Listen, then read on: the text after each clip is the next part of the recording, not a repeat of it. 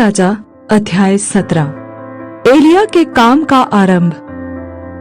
तिशबी एलिया जो गिलाद का निवासी था, उसने आहाब से कहा, इस्राएल का परमेश्वर यहोवा जिसके सम्मुख मैं उपस्थित रहता हूँ, उसके जीवन की शपथ, इन वर्षों में मेरे बिना कहे न तो मेघ बरसेगा और न ओस पड़ेगी।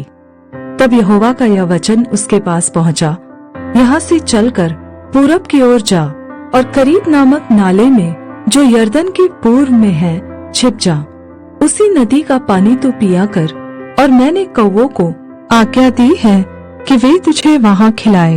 यहोवा का यह वचन मानकर वह यरदन के पूर्व में करीत नामक नदी में जाकर छिपा रहा, और सवेरे और सांझ को कौवे उसके पास रोटी और मांस लाया करते थे, और वह नदी का पानी पिया करता था।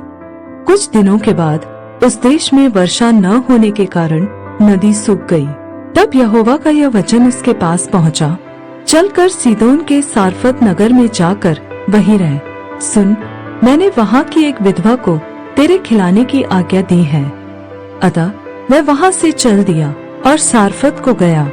नगर के फाटक के पास पहुंचकर उसने क्या देखा कि एक विधवा लकड़ी बीन रही है। उसको बुलाकर उसने कहा, किसी पात्र में मेरे पीने को थोड़ा पानी ले आ। जब वह लेने जा रही थी तो उसने उसे पुकार के कहा, अपने हाथ में एक टुकड़ा रोटी भी मेरे पास लेती आ।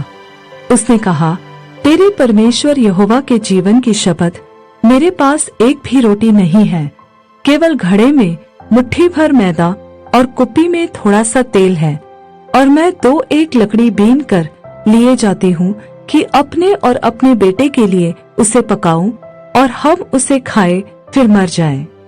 एलिया ने उससे कहा, मत डर, जाकर अपनी बात के अनुसार कर, परंतु पहले मेरे लिए एक छोटी सी रोटी बनाकर मेरे पास ले आ, फिर इसके बाद अपने और अपने बेटे के लिए बनाना, क्योंकि इस्राएल का परमेश्वर यहोवा यह कहता है कि जब तक यहोवा भूमि पर मेघ न बरसाएगा, तब तक न तो उस घड़े का मैदा समाप्त होगा और न उस कुप्पी का तेल घटेगा। तब वह चली गई और एलिया के वचन के अनुसार किया। तब से वह और स्त्री और उसका घराना बहुत दिन तक खाते रहे। यहोवा के उस वचन के अनुसार जो उसने एलिया के द्वारा कहा था, न तो उस घड़े का मैदा समाप्त हुआ और न उस कुप्पी का तेल घटा। इन बातों के बाद उस स्त्री का बेटा जो घर की स्वामिनी थी रोगी हुआ, और उसका रोग यहाँ तक बढ़ा कि उसका सांस लेना बंद हो गया। तब वह एलिया से कहने लगी, हे परमेश्वर के जन, मेरा तुझसे क्या काम? क्या तू इसलिए मेरे यहाँ आया है कि मेरे बेटे की मृत्यु का कारण हो और मेरे पाप का स्मरण दिलाए?